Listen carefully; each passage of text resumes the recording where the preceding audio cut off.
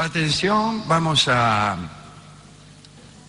abordar un tema de hondo contenido humano, pero también un tema tabú. Así que es un tema en fascículo cerrado. Rogamos sacar a los niños de la vecindad del aparato. Con todo, sí, con todo lo que dijo de la pornografía recién, ahora se acuerda de sacar a los niños. Y es un informe acerca de cómo fue considerado el amor carnal a lo largo de la historia. La palabra amor durante muchos siglos tuvo un sentido negativo, sobre todo cuando no tenía que ver con el fervor religioso, con el amor a Dios. El Diccionario Universal de Furetière de 1690 dice: amor se dice principalmente de esa violenta pasión que la naturaleza inspira a los jóvenes de ambos sexos para unirse. Por ejemplo, él se ha casado por amor, es decir, desventajosamente y arrebatado por una ciega pasión. Eso es lo que se pensaba en 1690. Que la idea del amor era patológica, o un poquito patológica. Más allá de la idea del amor cortés, que es anterior, es un amor obsecuente, la mayoría de las veces casto, ¿no?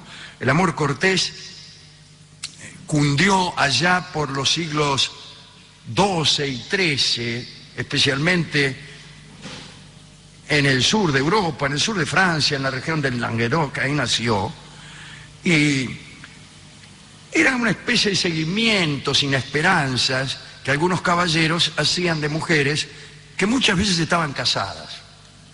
Y entonces ahí vienen aquellos trovadores que cantaban versos en honor de su amada, o aquellos caballeros valientes que hasta combatían en nombre de su amada, etcétera, etcétera, etcétera.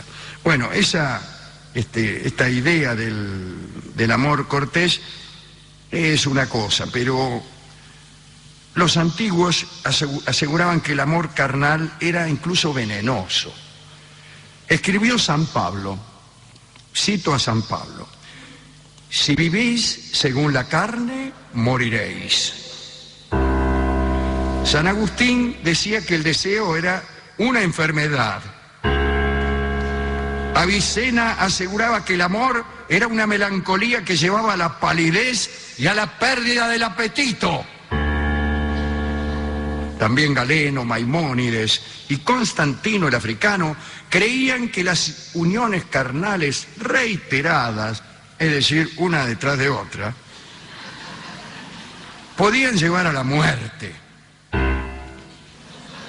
Alberto Magno relató la historia de un hombre que había hecho el amor 66 veces seguidas, una tras de la otra. En la autopsia se vio que su cerebro había quedado reducido a muy escasas proporciones. Desde Aristóteles se creía que la simiente masculina la producía el cerebro, la producía. Ah, ¿no es así? No, no es así. La lujuria jamás se citó como el primero de los pecados, puesto que ese lugar estaba reservado al orgullo o a la avaricia. Pero todo lo concerniente al pecado carnal sí consideraba ferozmente indigno. Incluso algunos creían que los animales participaban de esa opinión, que los animales veían estas uniones como algo indigno. Pedro Damián, un monje que llegó a ser cardenal de Ostia, disculpen, a mediados del siglo XI, sostenía que los elefantes sentían vergüenza por su propia sexualidad. Escribió Pedro Damián: se cuenta que el elefante, todos tienen la misma voz. Sí. Se cuenta, además es en voz pasiva. Se cuenta que el elefante ama la pureza de la castidad de un modo tan excepcional y que va tan lejos en la execración de la obscenidad de sus deseos, sí, era el elefante, que cuando está obligado a unirse para perpetuar la especie, sí, ¿qué va a hacer? Gira la cabeza y mira para un costado.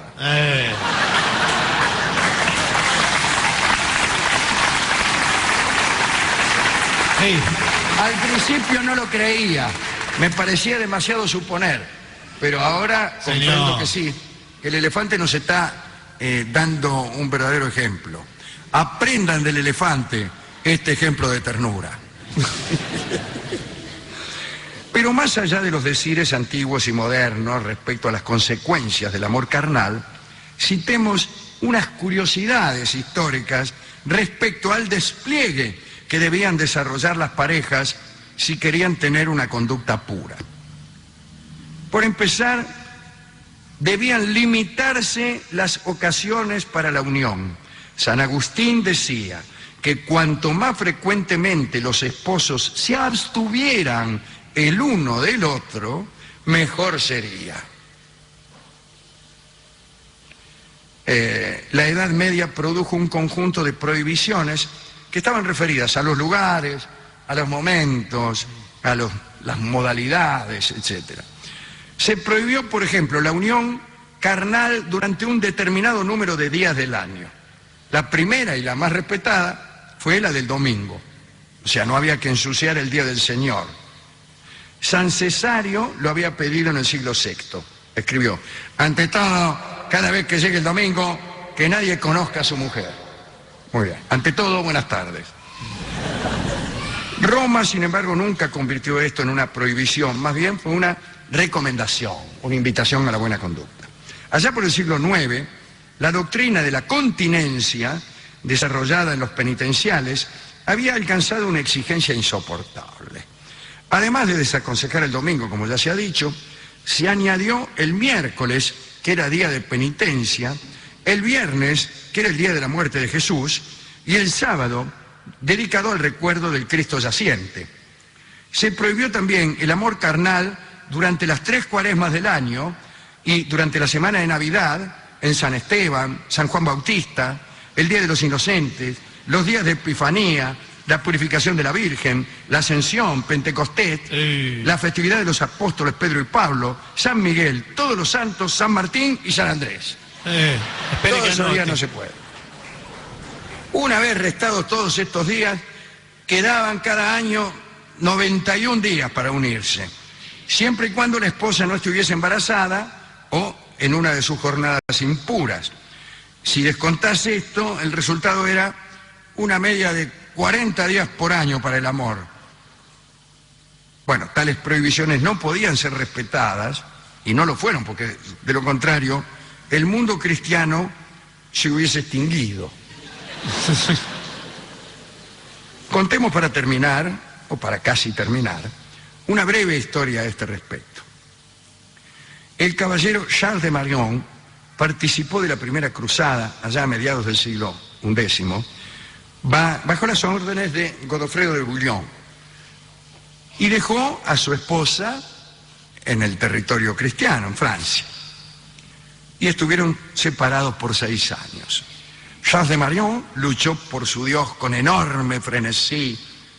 En una ocasión, después de horas de combate contra los sarracenos, la sangre seca de sus manos no le permitía soltar la empuñadura de la espada. Cuando no había batalla, Charles de Marion cargaba el estandarte de la cruz y emulaba el último andar del Cristo. Se confesaba en cada iglesia del camino y no eludía ninguna nimiedad litúrgica. Parecía no haber entre esa hueste un hombre más fiel a su fe. Dice el cronista: de Marion regresó a su hogar años más tarde, transido por cicatrices, pero con el entusiasmo pleno. Quería ver a su esposa y amarla después de tanta lucha. Cuando llegó a su pueblo de la Borgoña, luego del encuentro emocionado, Charles de Marion quiso abrazar a su esposa para que el abrazo lo llevara a la intimidad. Muy bien. Pero la mujer le dijo al cruzado que era el día de San Esteban. Entonces de Marion estalló, indignado, porque nadie como él había defendido la fe. Forzó a su esposa y luego, arrepentido, hizo su confesión en la iglesia del pueblo.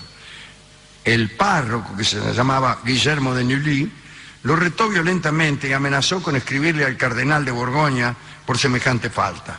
Y entonces Charles de Malión tuvo un ataque, se enloqueció, mató al religioso, decapitó las figuras de la iglesia, volvió a astillas los bancos, escupió el agua bendita y se marchó de la Borgoña para siempre.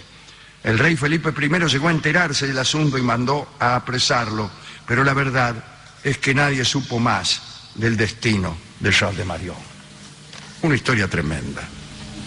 A mí me gustan más las otras historias, las del desenfreno. La historia, por ejemplo, de Cleopatra, que según dicen, en una sola noche atendió a 108 amantes. Bueno, no serían tan buenos. Del mismo modo, se cuenta que el emperador Amarillo, un emperador chino cuasi legendario, tenía 1200 concubinas y era capaz de atenderlas una tras otra sin despeinarse. Y las complacía a todas.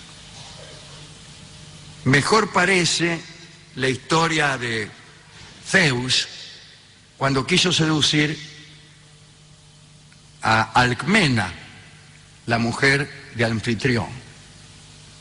Anfitrión era un tipo que se había ido a una guerra, se fue a la guerra, qué sé yo. Zeus, el príncipe de los dioses griegos, quería seducirla y apeló a su truco más usual, que era tomar la forma del marido y aparecerse. Entonces tomó la forma de Anfitrión, para eso era el príncipe de los dioses, y se presentó en la casa de Alcmena diciendo: hola, soy Anfitrión, tu marido, vuelvo de la guerra. ¿Quién es? Anfitrión. Anfitrión. Oh, ¿qué haces? ¿Qué sé yo? Bla. Zeus hizo también algunos arreglos interesantes. Por ejemplo, le dijo al sol que no saliera durante 9 noches, que prolongara esa noche por 9, que vienen a ser unas cuantas horas, ¿no? Sí. Algo así como 216 horas. El sol dice: bueno, todavía no sale. Fue una noche prolongadísima. Y amó a Alcmena bajo la forma de Anfitrión, su marido, durante toda esa noche. Y se fue tranquilamente.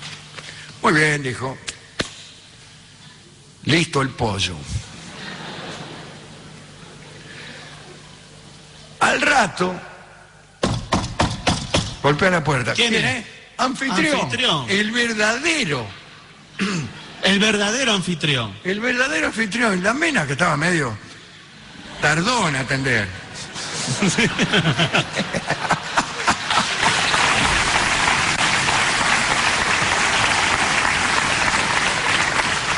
¿Qué hace? ¿Otra vez acá? Sí. Sí, qué sé yo, bla, bla, bla. Empezó a hablarle el tipo. Y la mina lo miraba. El tipo empezó a contarle otra vez episodios de la guerra. Y dice: pero eso me la contaste. Y ahí Anfitrión sospechó algo, pero convenía en los mitos griegos ser vulnerado de esa manera por el príncipe de los dioses. De esa unión, Anfitrión también se unió a la mujer, y de esa unión, de esas uniones nació Heracles, que era el hijo de Zeus, Ífito creo que se llamaba, que era el hermano de Zeus, el hermano de Heracles, que no era tan poderoso y que era el hijo de Anfitrión. Mucho peor fue lo que le pasó a César Borgia, el hijo del Papa Borgia, ¿no? Parece que habían arreglado un casamiento con una damita de la corte francesa, medio parienta del rey, no tan parienta como hubieran deseado los Borgia, pero bueno, iban a emparentar con la realeza de Francia. Y entonces Cesare Borgia, que era un caballero muy galante, no quiso que esa noche fuera una noche cualquiera. Me refiero a la noche de casamiento, ¿no? Casaron, noche de casamiento. Entonces lo fue a ver a un farmacéutico que él conocía para que le preparara un específico que mejorara su rendimiento amoroso. Y yo, caso. Y no quiero desentonar la noche del casamiento, imagínense, soy la familia Borgia, estoy representando una estirpe, qué sé yo, prepáreme alguna cosa que me ponga en estado galante durante toda la noche. Se quede tranquilo, qué sé yo. El caso es que sea por ineptitud o por malicia del farmacéutico, en realidad lo que se llevó Cesare Borgia a su alcoba nupcial fue un purgante. Señor. Y así anduvo toda la noche de la cocina a la sala, como quien dice, lo que no impidió que después le escribiera a su padre, el Papa Alejandro Borgia, que había salido victorioso en 5 combates. No sé qué contaba como combate. Está bien. Estas historias son mejores que las de Charles de Marion, por ejemplo, que Claro.